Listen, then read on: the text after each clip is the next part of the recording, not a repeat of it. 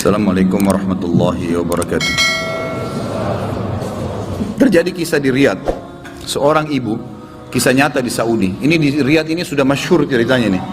Antara seorang ibu dengan seorang TKW dari Indonesia. Ada satu ibu sudah divonis di Saudi, operasi kanker dia terakhir sebulan lagi. Kalau tidak berhasil, dianggap sudah mati dari sisi medis. Ini keberhasilannya kecil sekali, 10%, 90% mati orang ini. Sebulan lagi menurut ilmu medis. 3 hari setelah divonis begitu sama dokter, sebulan lagi operasi terakhir, datang pembantunya dari Indonesia. Seminggu pembantu itu kerja, bagus sekali kerjanya. Masya Allah bersihin rumah, masak segala. Tuan rumahnya ini senang. Tapi selama dia kerja seminggu, ada satu perilaku TKW ini, membantu ini, yang selalu membuat tuannya mau nanya aja tapi nggak enak. Akhirnya setelah seminggu itu ditanya, ternyata dia kalau siang hari habis selesaikan kerjaan semua, habis siapin makan, dia masuk kamar mandi, lama di kamar mandi pembantu ini, nggak tahu buat apa gitu. Pas dia keluar dari kamar mandi setelah seminggu, ditanya sama majikannya, maaf saya mau tanya, kenapa kamu ini setiap masuk kamar mandi lama, ngapain? Langsung nangis, tiba-tiba TKW itu menangis, pembantu itu menangis. Dia tanya, kenapa kamu nangis? Dia bilang ceritanya begini sebenarnya.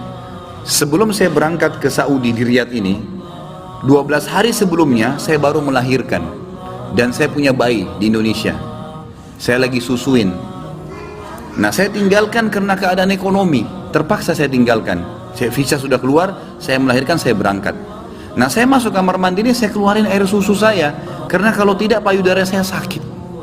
Coba. Kalau antum dengar keluhan seperti ini dari pegawai, dari staf, dari orang, apa yang antum lakukan? Perhatikan perilakunya muslimah ini, ya. Majikannya buat apa? Ini ternyata menjadi penyebab penyakitnya hilang. Apa yang dia buat? Dia bilang baiklah. Sambil dia nangis, dia dengar ceritanya, dia bilang baiklah.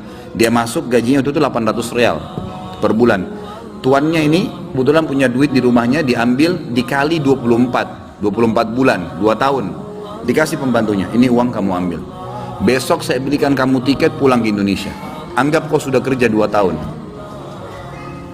Pembantunya bilang, nggak apa-apa. Dia bilang nggak apa-apa. Anak kau lebih penting daripada saya. Urus anakmu, nggak apa-apa.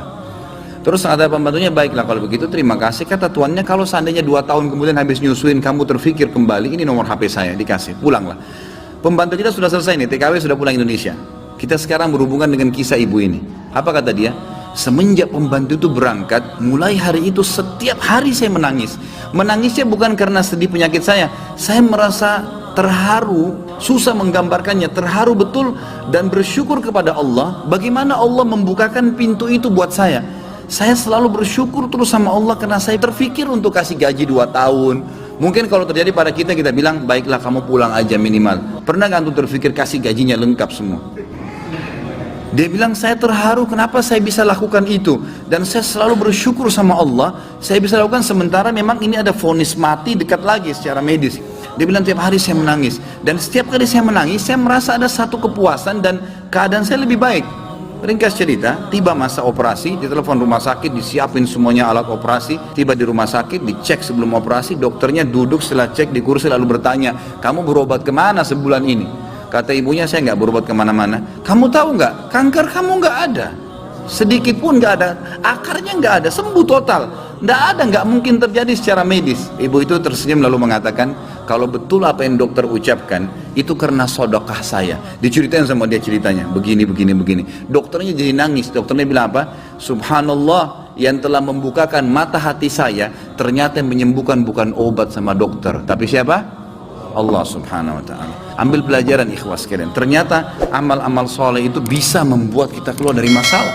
Abdullah bin Umar dan Abdullah bin Abbas radhiyallahu anhum ajma'in, itu kalau beliau sedang menghadapi masalah dan tidak pecah, beliau keluar cari orang miskin dan sedekah. Keluar bertawassul dengan amal soleh. Seperti itulah.